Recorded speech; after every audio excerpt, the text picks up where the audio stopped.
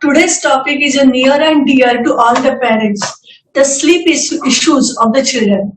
The sleep issues and the sleep topic is so much dear that there are so many lullabies and so many even songs in the Hindi movie that this topic is really highlighted. Why this sleep is important? A simple example I will give.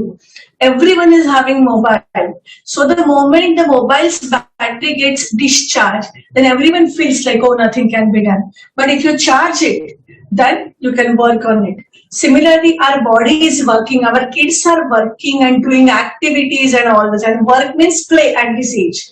But when they feel fatigued, they have to be recharged. And the charging for this age is sleep. So in this session, I'm going to ask on behalf of all of you many questions to sir, and he is going to answer. So sir, please give us medically the answer. Why sleep is so much important? I think you started on a very interesting concept that it is a charging of the body. And I'm really mean it. It's not only charging of the body, it's a charging of the brain as well. It is a sleep that time our whole body gets charged. We don't require any charging station, neither we require petrol and diesel to charge our body. So this charging is done in the sleep time. So that is one cause. Second part is, this is the time our all processes, that includes our digestion, our immune system, I underline this word, immune system, that where the our protective functions, they are restored. Our growth again, if you are fatigued, you have worked a lot over the day, the muscles get their rest and we get back to the normal the next day. And most importantly, sleep is the time the brain is repairing its own self. Just to tell you, a child learns a lot of things in the day, is exploring everything from the day, and this is the time in the sleep, everything, the save button is pressed during the sleep. It is said that during this sleep, the things are settling, the memory is kept. So whatever the child learns in the daytime, the child remembers some poem, the child remembers some mathematical equation, child remembers faces of people, and all that memory is taken care in the best possible way in the brain, and so the short-term memory it get converted into the long-term memory during sleep. Not only that, sleep is the most, it is said that it is one of the easily available, actually no, without any penny to spend, most important luxury in our human life. So one of my teachers used to say, sleep is the heaven on the earth without going for the heaven. So you are enjoying that. So all these things are very important. Changing over the time with development. So some parents have given me a question that how exactly the sleep pattern differs, the duration of sleep as per the age in kids. So again, as I'm telling you that the neonates, the newborn baby has its different, it takes around 16 to 18 hours. 16 to 18 hours, that is the time they take while they're enjoying the sleep in the first month of the life. And then gradually this sleep goes on decreasing.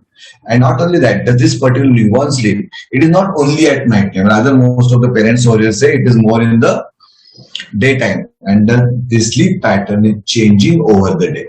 So that is very interesting. So the sleep is in naps in the newborn. But as the child grows, it goes on changing, and by 2 years, it goes to 14 hours. By 6 to 7 years, it goes to 12 hours. And by usually 5 to 9 hours, it is 8 to 10 hours. And that continues over the time. And then it goes on ultimately again. When it comes to adolescence, surprisingly, it increases again. They want more sleep, but they don't allow themselves. That's a problem which we will discuss shortly. And then in the adulthood, it stays to 8 hours, and in the senior citizens, it starts decreasing. So that is a pattern of the sleep. But is the sleep same over the time? Sleep is a very interesting concept. There are people doing PhDs and researchers on that. So the sleep has two parts. So before going to that types of sleep, some of the parents asked me a question actually, that when the sleep duration that is quoted, but actually some parents find that the number of hours is less nowadays. So is it a change over generations that is happening? So actually that's a warning sign for us. And I wanted to deliberate more on this topic again. Is sleep what children are enjoying less? Is it okay? Less sleep, is it good for children? I will not be very accepting this concept. We really are making some wrong decisions in our life and we are reducing. The most important thing what we have gone wrong is we are reducing our sleep at the cost of many things. At the cost of decreased digestion, at the cost of decreased immunity, and at the cost of decreased memory. We should be connected with the solar system. We should wake up with the sun and we should sleep with the sun. And that best also 8 to 10 hours, whatever may be the age, is mandatory. So child who is sleeping less, we need to be worried about this child and we need to help this child to improve his sleep quality. But is the sleep same as I've been discussing again? No, sleep has two components. There are two components that is called as REM. What is REM? Rapid eye movement. So if you observe your dear child, try this out tonight. Just be awake and look at how the child is sleeping. So the child is sleeping peacefully, but more than that, child's eyeballs are moving in between for a few minutes. That type of sleep is called as a REM sleep. So sleep has two parts. One is the REM sleep and one is the non-REM sleep. What is the important for that? It is during this non-REM sleep, non-REM, when I was alert, whole body is relaxed. There is only just a postural tone and but at the same time heart rate, respirated, everything is doing well. The child rarely get dreams during the non-REM sleep. And this non-REM sleep, the need increases with exercise and with fasting.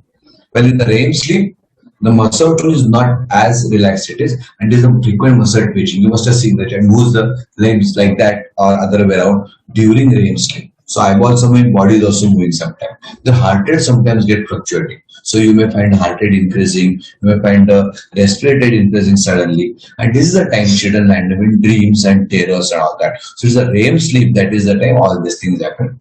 And obviously, as I was discussing about the non-REM sleep, the requirement increases with exercise. While the REM sleep, the requirement increases with the brain usage.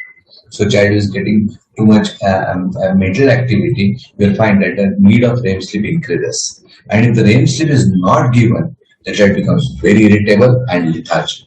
Now that is important when it comes to a typical child.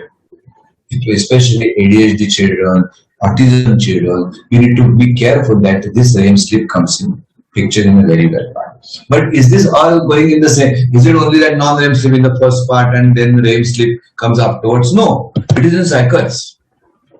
People are great. If you are not able to sleep for 10 hours, then it should not happen that the REM sleep doesn't happen. It is usually 60 to 90 minutes, one cycle. And that cycle I'm going to do. Why I'm describing all that? Because the next answers for many of your questions are in this sleep. So now, what happens about when the sleep starts? It's a very interesting journey and I want all of you to go through it. The child first becomes drowsy and drowsy, whether I need to sleep or not to sleep. That is the first phase. This is the phase we need to be really careful.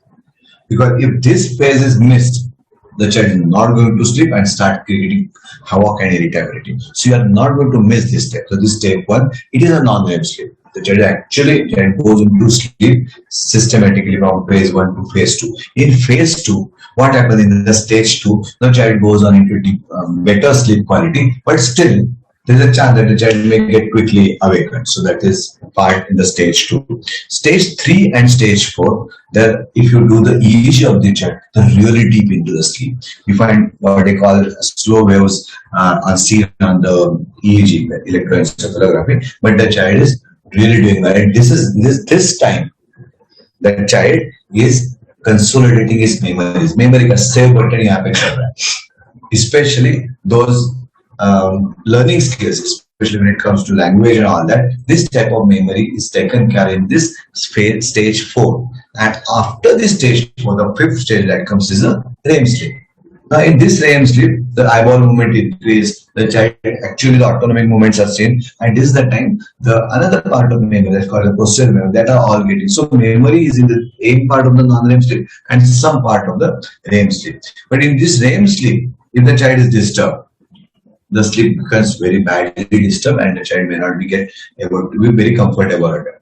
In the first cycle, the REM sleep is hardly 10 minutes. In the second cycle of this, so in the first 60 minutes, REM sleep is 10 minutes. In the next 60 to 90 minutes, the REM sleep is 15 to 20 minutes. And like that, the last phase, वो हम जो उसको होते ना सुबह सुबह की नींद जिसको हम साखर जोक मराठी में बोलते हैं कि वो हमें सबसे प्यारी रहती है. That is the time the non-REM sleep is only one stage and everything is REM sleep. And the child person is in the really deep sleep, and this is the time we experience lots of dreams as well. तो हम बोलते हैं ना कि सुबह सुबह हमें dreams आते हैं. So the reason is it is in this REM sleep we are getting into. So this is a pattern of the whole sleep. In this non-REM sleep, when the eyeballs are steady and the child is deep sleep, there is a chance that the child may start walking and he doesn't know what he is doing. While the dreams come in the REM sleep. So this is the way that two types of sleep which are described. I wanted to know this normal sleeper so that we can go ahead. So just we will have a recall, sir. So first you were saying that sleep is a save button. Yes. For everyone. Then you were saying about the duration of hours that the kids should actually have. That you were saying, and with the changes in the generation, little bit number of hours are getting reduced.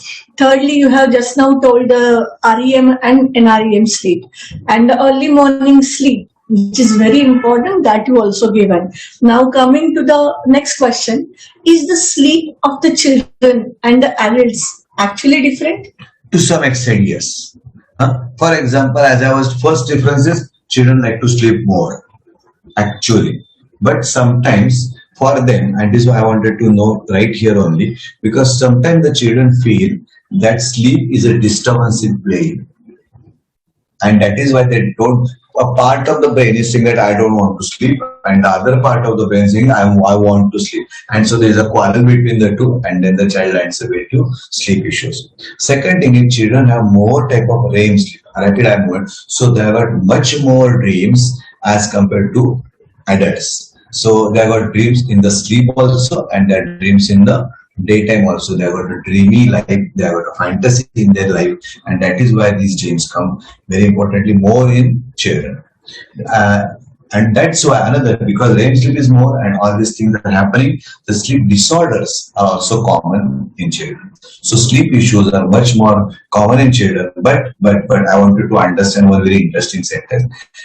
Sleep disorder in the child is a problem for the parents as well. So when we call the sleep issues are there in children, that means the sleep issues are there for the parents as well. I'm very sure most of who are listening over here are here just with the same concept. मुझे सोने के लिए कैसे मिलेगा so that when my child sleeps so that I can sleep better.